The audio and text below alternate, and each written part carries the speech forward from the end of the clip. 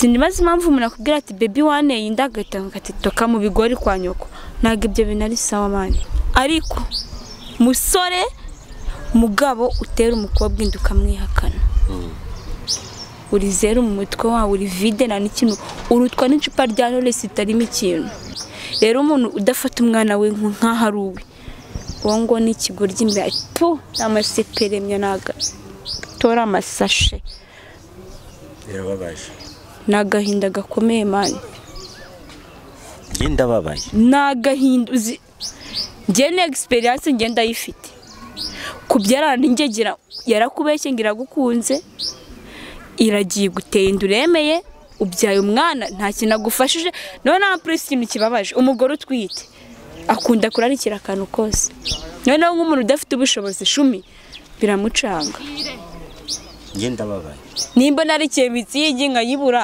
urumva uwo mwana azabahate azakura ari debile mu mutwe we nawe nuna mubyara ubure kigoma cyo kumufatiramo ubura amavuta yo kumusiga mama acaka igikoma agenda akazakwicira mu buriri nk'umubyeyi bigera kwa systeme nyine nawe urabyumva yakurasa ku ngingo mwana ageramo n'iki ndamubyara kwa systeme ndabikurikirana nyine inigiranyo biragenda ariko ubu ngubu ngenda byimenyera mwamanutse Kizimbabwe n'iki niko avuga ya tuba twihuta shumi byita ngo niki Kizimbabwe kama gukurikirana business kugira ngo wa mwana ubashe ukuntu nyine ugira ubufasha bwo kuntu wamurera uko ntabwo nabandi school n'iki ngo nkurikirana ibyo mu kayi nkurikirana na minerivare nkurikirana iyanjye n'uyu mwana ntabwo byavamo abanyeshuri babiri ntabwo ibyo byabona si mwana na mama mu shuri imana ibyo bibaho se bitamo kimwe kwigana n'umwana wawe ntabwo byavamo we nakomeze nagira aho ngeze nawe azajya kurera abandi impano niyumvamo ya mbere rero n'umuziki ngiye nkunda kubyina cyo kintu cya mbere niyumvamo ngiye nkunda kubyina number 2 nagacupa iziratinya kubivuga ngiye nkunda kumanyura amazi byo nakubwiye ngo uwitwa umusore naramusipirimye kubera ko nagarafata icyemezo cyo kuvuga ngo navuye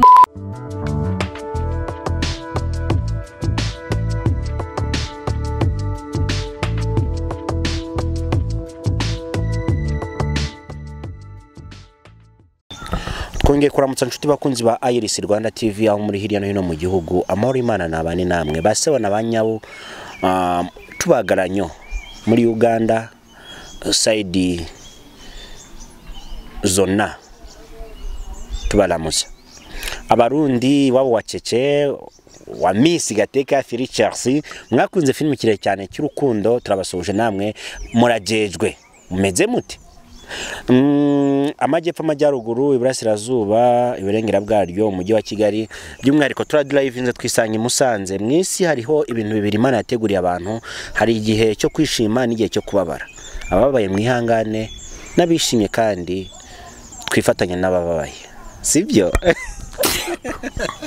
araturitse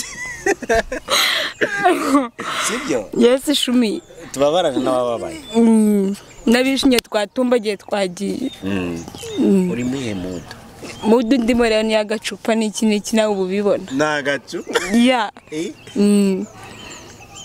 n'iki nyine muri kubibona kuri kamera zanyu hariho umukobwa mwiza ariko kandi umukobwa tugira ngo tuganire tuvimuzi ni muntu ki turaza kubigeraho nanjye kora introduction ariko kandi mbibutsa ukeneye kurya neza gana Lipa restaurant ugane Susa Garden mu kizungu ugane Fatima Sante Pastor Notre Dame de Fatima turakwakira na yombi ibyo byose biherereye mu karere ka Musanze kandi iwabo bukira rugendo ijwi ryanjye aho ritameze neza mwumve ngo maze iminsi grippe imereye nabi ariko akazi ngomba kubatumika uko mwakantumye namwe n'umukobwa umukobwa femelle ari abafemeye nago baba barabambitse impeta jamais sariyo nambaye mani nayo nta muntu ari kwandika reka nta nubwo bizabaho bakwita nde rero tangi so nitwa Jamila mama Ayani this is Ayani niki nyine ubushona dore man 10 bikurikirane neza wewe ni imfura yanjye mani ufite imfura ya Jamila yo ko ndiko nasuri mutoyo ntiwabyaye utarageza imyaka y'ubukure ntabwo tubibara 10 wabyaye ufite imyaka ingahe 17 yeah ufite ingahe ufite 21 Jami urabivuga uri proud bigaragara ko nta gahinda ufite wabyaye bishaka cyangwa wabyaye utabiteguye so ari igihe ubyara nyine urabona nabikoze ndi kwishima wabikoze nishimye rega je nawe yari niga turakunda natubi inshuti n'iki bigera kwa systeme nyine nawe urabyumva bijya kurasa ku ngingo mwanageramo n'iki ndamubyara kwa systeme ndabikurikirana nyine inigiranyo biragenda ariko ubu ngubu ngenda byimenyera mwamanutse Kizimbabwe n'iki niko avuga ya tuba twihuta 10 babyita ngo niki Kizimbabwe ubu ni hari fenomena abantu batarasobanukirwa umukobwa kugira hatwita ryamana n'umugabo cyangwa umusore waye gutera n'umusore ya n'umusore twarakundanaga ariko ubu nta musore nakongera gukundana nawe reka nta musore waza ubusi yabambeshye iki mani kundana n'umuntu uvuga ngo yubatse urugo umuntu nyine basi n'umuvuga ati be waneye indamana atavuga ati madame atabyumva bigira ibanga ariko umusore ahita kuyoba akajya he ngati ngiye ngutera inda kareka ntabwo twahuye mani takwiyakana aho kumupapa itavuga ati madame nabimenye bigira ibanga ukeneye ikibundi Elise dahita ikubita hariya igishoro kabare hariya kameze nka Grassland ariko hariya ntabwo bushona ariko ubundi wowe nawe ugahita uyobora ariko niki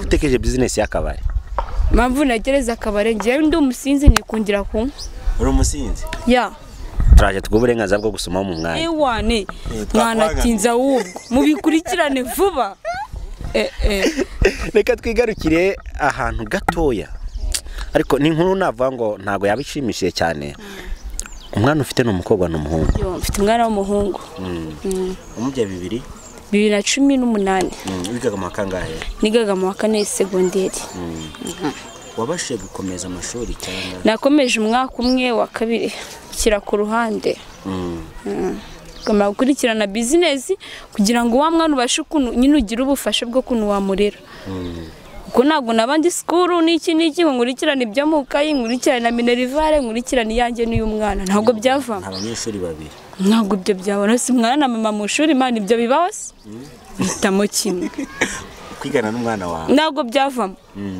we nakomeze nagira aho ngeze nawe azajya kurera abandi Jamila ni muntu ki ubundi twabonye tatuwaje washizeho agastari iyo star ivuga iki ku buzima bwawe star uzi ikisobanuye ni nyenyeri ya iri zina ubona ngaha ni by'umwana wanjye inyenyeri isobanuye ko umwana wanjye ari inyenyeri ku buzima bwanjye nta handi hantu ku buzima bwawe ufiteho tatuwaje ya aha irahari keko wahisemo kwishyira aho ngaho handitse respect aha ni hubahwe nyine n'iki niba hubahwe ubona se muri iyi minsi ahantu hacyubahwa ntabwo hacyubahwa kubera ko umuntu wese nyine dufatira urugero rwa hafi nko ku bakuzi bo mu kabari umuntu ukora mu kabari umuntu wese yumva ko ari indaya amufata uko atari ariko ntabwo ariko biba biri 10 katubanye abakobwa bakora mu kabari abagabo bagenda bakumva bakora ku mabuno cyangwa se ku matako y'abakobwa bakora mu kabari abo ndabasipirimye abo ngabo ndabasipirimye ni batoke abande abakora ku mabuno ngo kwibere ngo kuki oya ni batoke bakoze iki ndabasipirimye bagire batoke bagiye gushakira ahandi hatari mu kabari ubundi mu kabari ni akazi abagakoramo tubasanga kugira ngo baduserive batwiteho ntabwo rero dushakira inda ziyagutega ntekereza ko watuye ngo ukora nkora Grassland Yaounde uzamutse ku kagari ka Cyabagarura aho niho nkorera bagira izihe serivisi tugira dufite icyo kunywa ari umurokora arahisanga ari n'umumanya kujya mu kabari aho yarahagera ndetse naga nka fanta cyangwa aka juice ese nagakomande kaba gahari. ubundi Jamila usanzwe uri umuyisilamu? Ya Jamila ubona ubu ngubu ndi umuyisilamu n'ibisekuruza byanjye n'abayisilamu. wabaye umuyisilamu kuva ryari? sibwo nabivuga gute papa umbyara nikavukire mu dini, mama wanjye nikavukire ubwo nanjye urumva ko navutse ndi umuyisilamu OG. Ya Jamila tutaragera kure cyane hari akana kamamaye kitwa Jamila barakazi, ariko wenda katugaruke kuri wowe ubwawe nka Jamila. Niye mpano wari ufite ukiri muto wiyumvamo hapana byari ntambwe mbere tutari kuri kamera? Impano niyumvamo ya mbere rero n'umuziki, njye nkunda kubyina. Cyo kintu cya mbere niyumvamo. Njye nkunda kubyina. Number 2 nagacupa.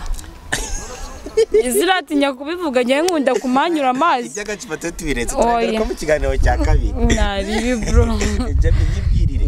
Uyu munsi wa none ushobora kujya hano kuri kamera abantu bakakureba bakagukunda, ugasanga ubuzima wari urimo bwahindutse. Ninde muntu wakwibuka bwa mbere kwikubitiro? Umuntu wa mbere nakwibuka na nisamba mangayikira umwana wanjye, sinabeshya. Jamila ubundi kubera iki wabyaye umwana ukundana na papa we, uyu munsi wa none ukaba ugikunda umwana ariko papa we mukamutari kumwe? Nibyo nakubwiye ngo uwitwa umusore naramusipirimye kubera ko ntago arafata icyemezo cyo kuvuga ngo navuye mu runjeberi. Arakirukanka mu masireyi, niyumva amaje kuyahaga azasipirima ashyire ku ruhande agaruke, ariko azagaruka nta mutima nkimufitiye ngewe. Ubu se akuzirikana nk'umuntu mwabyaranye mujya muvugana? Nta n'igihe namubonera mani. Amabandi mba narashyize ku ruhande ngewe. Ni bandi umuntu mwabyaranye? N'amabandi ni bya bindi nyine uko uri muri adolescence ugifite amaraso ashyushye avuga uti reka niyaranje nyine ibintu bikubaho nyine urabyumva umuntu wo muri adolescence abashyushye muri we. Nta kintu aba yitayeho, ntago ajya atangira ikintu.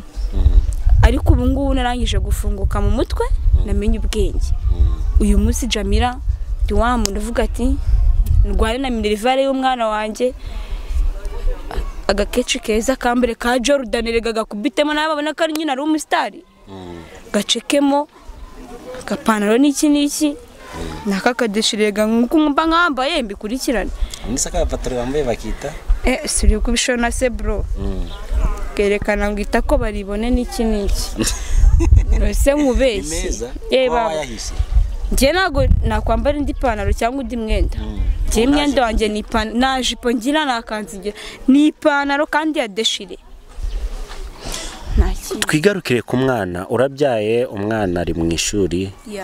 Ubushobozi bwo kumurira ubukura he? Ese papa hari cyagufasha? Papa nta kintu amfasha, byose ndi papa nk'imama, kila kitu ninjye ukimenyera. Ariko nyine kubw'umutwe wanjye nyine iyo byaye uhita ufunguka mu mutwe nyine ukamenya ubwenge. Ndatumika nemba ari mu kabare nkagakora, mwana wanjye akabona minerivare. Kandi uyu munsi tuvugana umwana wanjye yiga mu kigo kinarenze. Tubwire rero umwana wawe yiga hehe, yiga mu kangahe? Mwana wanjye yiga muri Wisdom hara kwa Elia mu Gashangira. Kandi yiga muri Baby. Kandi buri kimwe cyose ndagikurikirana. Wisdom ni kigo cyiza cy'abasirimu. Hajyamo umugabo agasiba undi.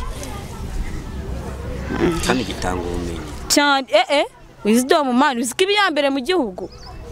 Ubu ngubu umwana we wakurusha ubwenge. Icyongereza umwana araza akambwira ngo mama ngo how are you, ngavuga ati si how are you ni ibiki 10 ntago mbisi mari. Agakubita ibifarata ati bonjour mama. Shumuri kumbwira ibikira ibiko ntigeze mbyiga ubitoraguye aka kanya. Ati mama turi muri vision n'iki ariko ntago ubushona wowe. Ukamuzana za slang zo mu kabari. Ago ngarebiye wa mwana kuri bandi ibintu baba bitoraguye.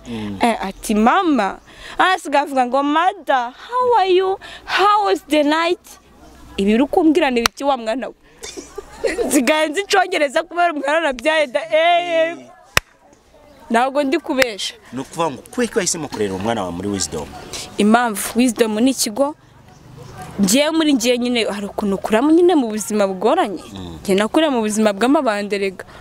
noneho mwana wanjye rero ndavuga ati iki kigo nicyo kigo numva kuri radiyo buri munsi bahora bamamaza gitanga ubumenyi kibi cya mbere mu gihugu kanemere mpebe naje kwiga muri Wisdom. Ubuse wishura neza amafaranga y'ishuri cyangwa urambuye? Nje nago namburaga musinga akazi mvugisha gukuri. Ntago namburaga. Jamais de to. Mvugisha gukuri. Musinga? Ya. Kwande? Kwande. Baravuga ngo ndi umusinga niki igisekuru. Gese turabibara muri vize turacyavuga ngo ibisekuru. Nge nago tukibibara muri vize ibyo nago tubibara. Byari kera. Byari kubwa Habyarimana ibyo nago tukibibara. Hagato twigarukiye kuri papa w'umwana. Yes. Abyara umwana aramujugunye. Yeah. Uramureze umushyize mu ishuri. Uhungu so ni umugabo yibara mu bagabo nk'umuntu ufite umwana. Abo narasipirimye ni yamabandi nakubwiye mu muhanda.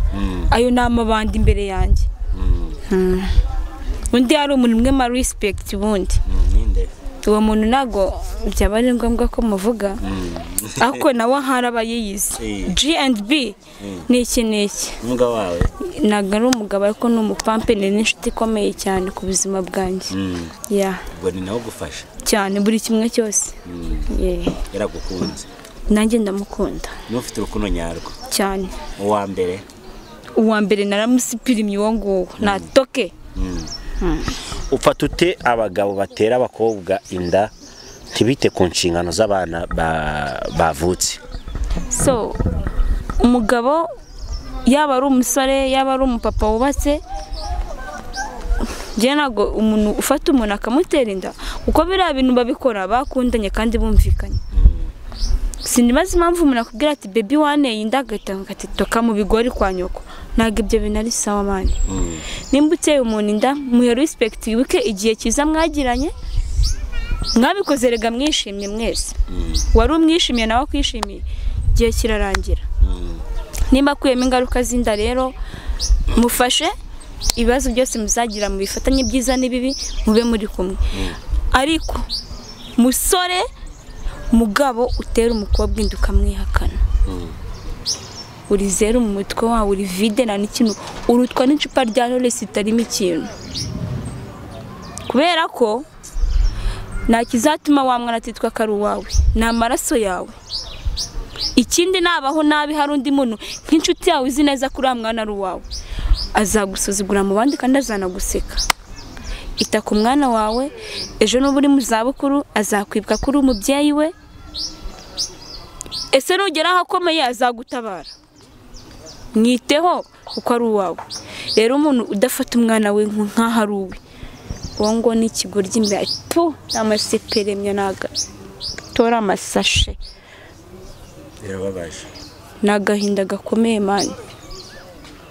Ngenda babaye. Nagahinda uzi ngene experience ngenda yifite.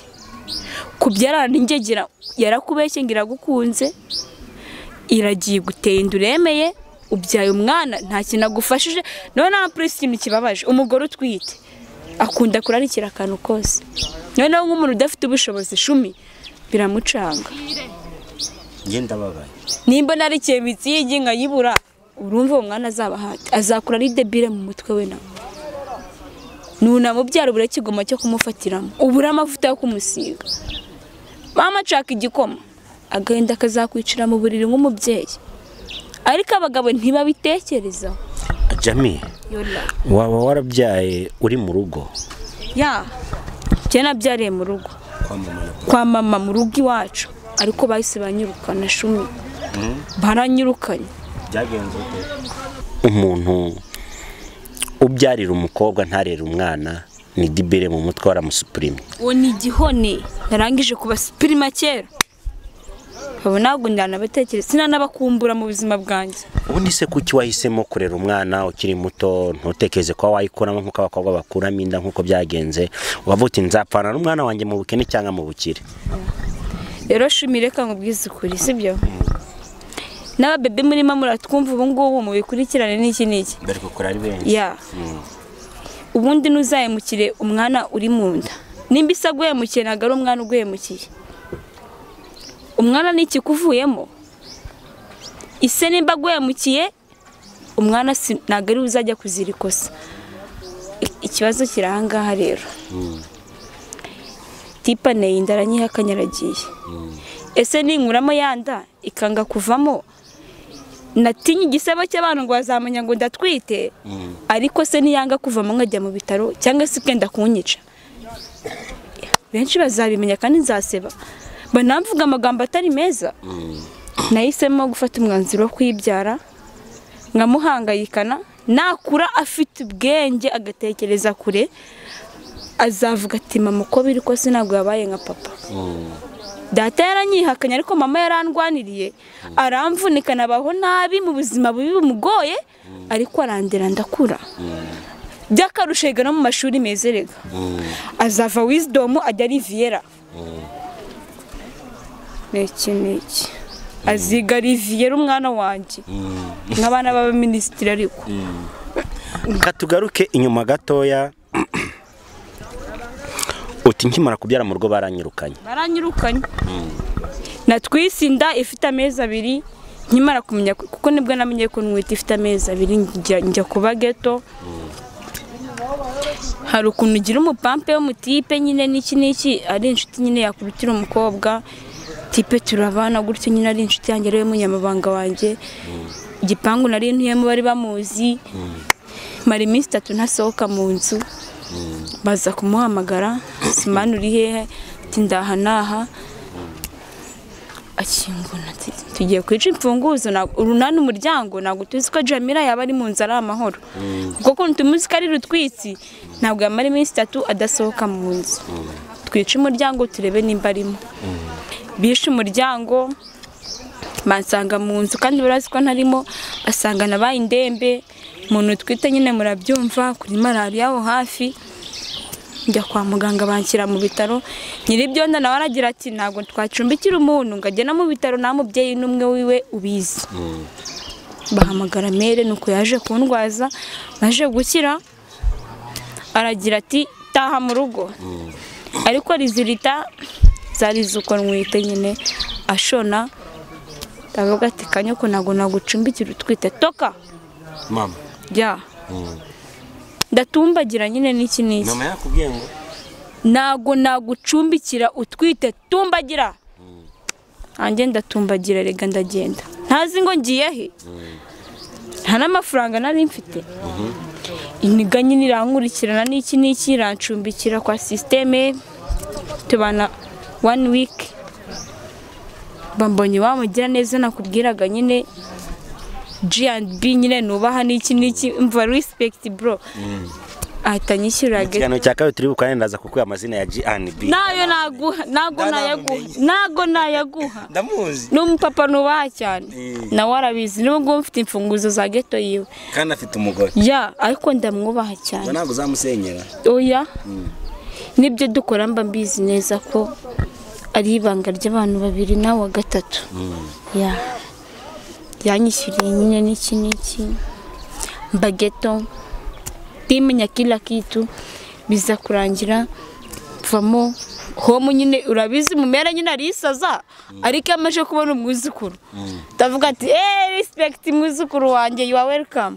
None umwana bahe hana bahomo hereza isomo rero barabagabo bameze gutyo bakubyariye ariko abapapa ikintu cya mbere ngiye mbabwiye ubu musore ubu umupapa ubiki ibyo ntabwo ngiye mbibara icyo mbara ni iki umwana wa gaciro kuko n'ejo hawe hazaza n'uburi kugabando azebwa kuguha amazi yo kunywa ariko umuntu wese ubyara umwana akamwihakana fuck you toka ndamusipirimye kuko rega nta mpamvu yo kwihakana amaraso yawe biragoye cyane rero ariko tutitaye ku bapapa cyane abantu batera amada bakabihakana ngarutse ku mabebi abyara abana akajugunya hariya muri ibigoryi mu mitwe yanyu nta nubwo mutekereza mani gutubyara umwana uzi ko n'igisa kiryana kamara ku gatufata umwana ukajugunya hari cyangwa ugasuka muniga ntabwo mutekereza mwese muri ibihone tu